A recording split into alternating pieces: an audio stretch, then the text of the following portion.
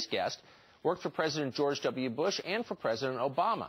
And as the architect of the big bank bailout, he's often called the $700 billion man.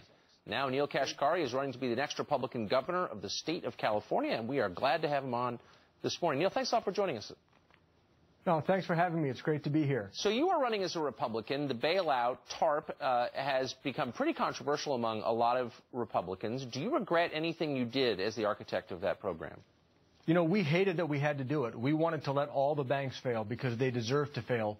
But when we faced the entire economy collapsing into the Great Depression, we said we must intervene to protect the American people. But if we're going to do that, we're going to protect the taxpayers. So my program, we deployed $422 billion. We stabilized the economy.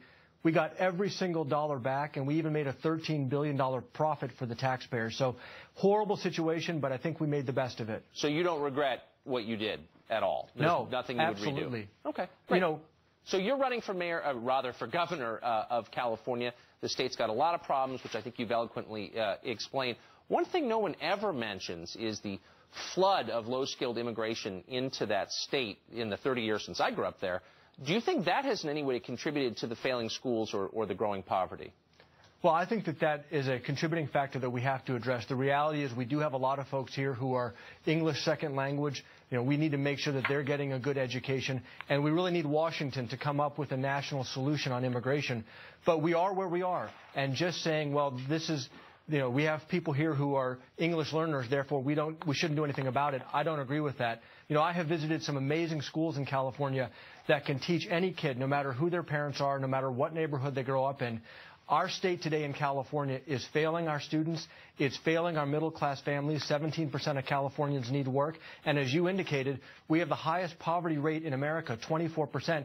Our current governor doesn't even like to talk about it, doesn't want to acknowledge it exists. But it's our economic ideas, pro-growth Republican economic ideas, are how we break that cycle of poverty and strengthen middle-class families. And that starts with a good education and a good job. Do you think, very quickly, there's been a lot of talk about splitting the state up. I don't know how realistic that is, but parts of the state really don't have a lot in common with one another. Would you, on a theoretical basis, even be open to that? No, I love California. I've lived here for about 15 years. This is my home. I love the state as it is. We have great diversity. You know, one of California's advantages is the diversity, not just of our people, but also of our industries. No other state can come close. If we can just unleash our private sector, we can create lots of jobs and put people back to work. And another important point is we have to cancel this crazy train. Governor Brown wants to spend almost $70 billion on this train from L.A. to San Francisco. It just makes no sense. So we should keep California together and focus on our priorities. It's totally demented. Good luck. I hope you can fix a state so maybe I could go back there someday. Not until then. We'd love to have you. Neel Kashkari, thanks a lot for joining us this morning. Thank you.